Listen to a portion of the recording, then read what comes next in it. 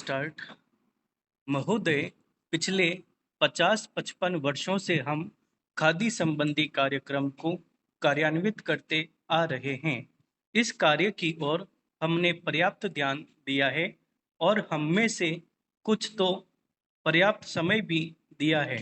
सबसे बड़ी कठिनाई मील के बने कपड़े से प्रतियोगिता की है। एक और कठिनाई यह भी है कि सदा इतनी खादी उपलब्ध नहीं होती जितनी की उसकी मांग रहती है। खादी का आर्थिक आधार भारतीय जीवन संबंधी कुछ मौलिक तथ्य हैं। हमारा देश कृषि प्रधान देश है, जहां अधिकांश लोग किसी न किसी रूप में खेती बाड़ी से अपना निर्वाह करते हैं।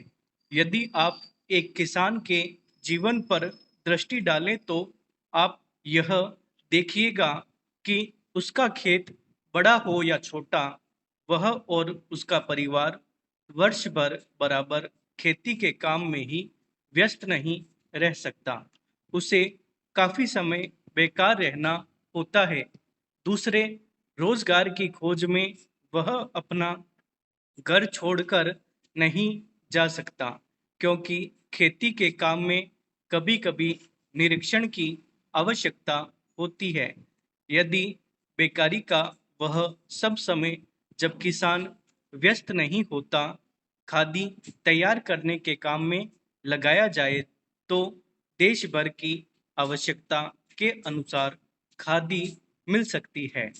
ऐसी अवस्था में कोई भी कम मजदूरी का प्रश्न नहीं उठाएगा, क्योंकि यह काम तो ऐसे समय में किया जाएगा जो बिल्कुल खाली होगा। उस खाली समय में किसान कुछ न कुछ कमाएगा ही, और वह कमाई ऐसी भी नहीं कि उसका कुछ भी मूल्य न हो। कम से कम वह अपने लिए तो इतना कपड़ा तैयार कर ही सकेगा जिससे उसको बाजार से न खरीदना पड़े।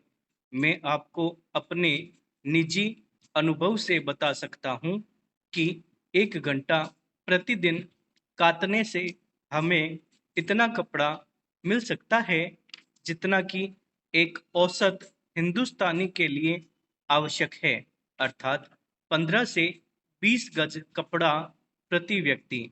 इस दृष्टिकोण से देखा जाए तो सस्ते महंगे कपड़े का प्रश्न ही नहीं उठता, क्योंकि खादी खाली समय में किए गए परिश्रम से प्राप्त हो जाएगी।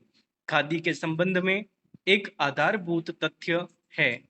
हम जानते हैं कि आदमी सदा काम नहीं करना चाहता। कभी-कभी उसे खाली बैठे रहना ही अच्छा लगता है। परंतु इन सब कठिनाइयों के अतिरिक्त मैं सोचता हूँ कि खादी का प्रचार और विस्तार असंभव नहीं है। अतीत में गांधी जी ने खादी आंदोलन आरंभ किया।